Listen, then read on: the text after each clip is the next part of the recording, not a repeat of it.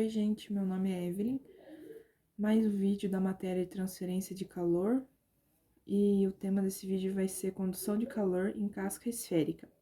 Bom, uma das utilizações mais frequentes de configurações esféricas, tá aqui, na indústria, na engenharia e tal, é no armazenamento de fluidos em baixa temperatura, porque devido a uma maior relação volume-superfície da esfera, os fluxos de calor eles são minimizados. Então, vamos considerar aqui uma esfera oca, submetida a uma diferença de temperatura entre a superfície interna e a externa, como pode ser visto aqui nesse sistema. Se a temperatura da superfície interna ela é constante igual a T1, enquanto que a temperatura da superfície externa se mantém constante igual a T2, então temos uma transferência de calor por condução no regime permanente. Então, como exemplo, a gente vai analisar a transferência de calor em um reservatório esférico de raio R, o R1 e o R2, que mantém o fluido em alta temperatura. Esse R1 e esse R2 é importante frisar eles para a gente não confundir. Imagina aí uma esfera que você parte ela ao meio. Você vai ver a seguinte imagem aqui, olha. Então, do centro dela, aqui está o diâmetro, né? Você pega o ponto bem no meio dela, e desse ponto até a fronteira da espessura dela é o R1. Desse ponto até aqui, até essa fronteira. E a espessura, ela é a soma do R1, que é essa parte interna, mais a espessura. Entende?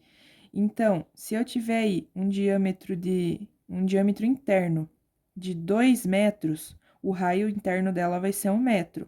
E vamos supor que a espessura é de 2 centímetros, então em metros eu vou ter 1,02 de raio 2, 1,02 metros de raio 2, que é essa soma aqui. Eu vou somar com a espessura também.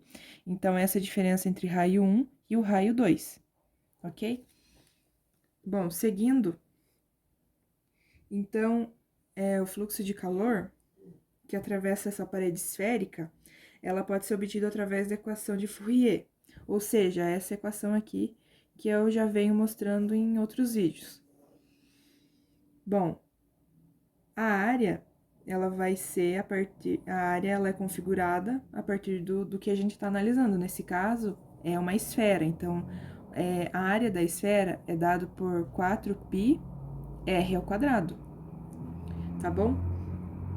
E o dt sobre dr, ele é o gradiente de temperatura na direção R, na direção do raio. E só a gente substituindo a equação 2 na equação 1, vai dar aqui essa equação, a equação 3. E daí você vai pegar essa equação 3 e você vai integrar ela.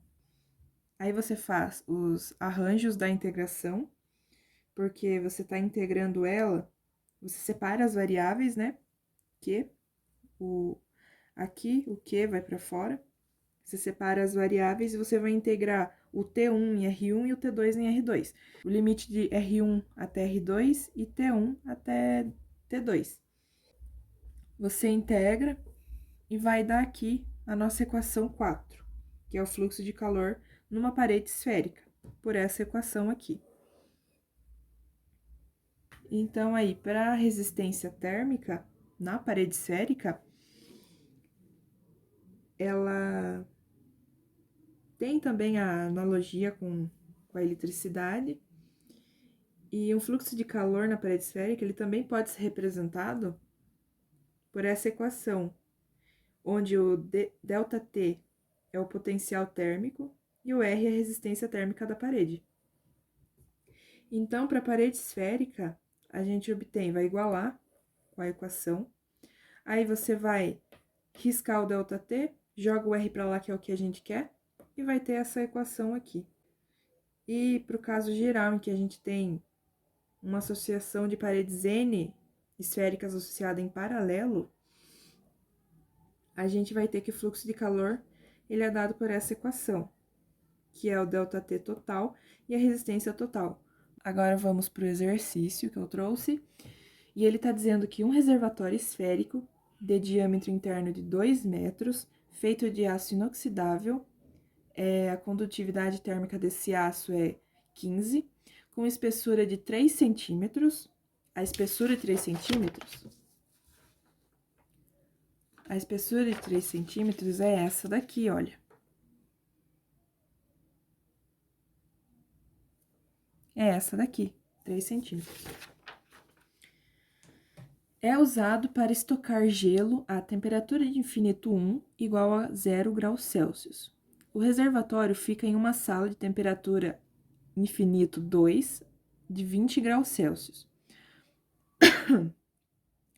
Os coeficientes de convecção interna e externo do reservatório são H1 igual a 80 e H2 igual a 15. Então, a gente vai levar em consideração que os efeitos da irradiação são desprezíveis. Vamos ter que calcular dois parâmetros. O A, que é a taxa de transferência de calor para a água com gelo. B, a quantidade de gelo a 0 graus Celsius, que se derrete em 24 horas. E a gente vai considerar o calor de fusão da água, igual a 333,7 kJ por quilo. Aqui está o esboço do sistema. Aqui é o reservatório, que ele foi aberto ao meio, e a gente está visualizando ele daqui, ó, de cima. Então, o nosso R1 é 1 metro, porque o diâmetro dele total interno é 2 metros. Então, o raio é 1 metro. O material que está dentro é água com gelo. Essa água com gelo está a 0 graus Celsius. Na parte interna, o coeficiente de convecção interno, H1 é igual a 80. E o H2 é igual a 15, como tá aqui. A espessura dele é 3 centímetros, então, se o R1 é 1 metro, o R2, que pega toda essa parte, vai ser 1,03 metros. Tá bom, beleza. Já fiz os cálculos e tudo mais. Então, a gente tem que fazer uma análise. Como as temperaturas internas e externas e os coeficientes de convecção, eles são conhecidos, a gente pode aplicar a abordagem de resistências térmicas para essa análise esférica.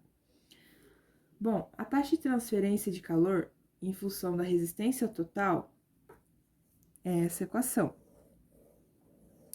Fazendo o circuito térmico em série, ele fica aqui, tá aqui na parte interna, então tem infinito 1, daí você vai passar pelo RI, que RI é resistência de convecção interna, o R1, que é resistência de condução na esfera, daí aqui vai ter o T2, aqui o R0, que é resistência de convecção externa, e o T infinito, que é a temperatura externa da sala.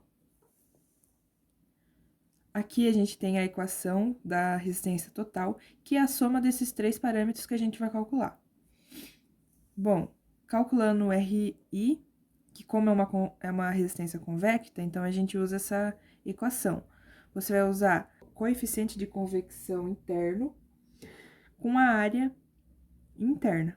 Substituindo aqui, vai dar 1 sobre 80 vezes 4π, 1 ao quadrado. Beleza, deu esse resultado. 0,000994 graus Celsius por watts.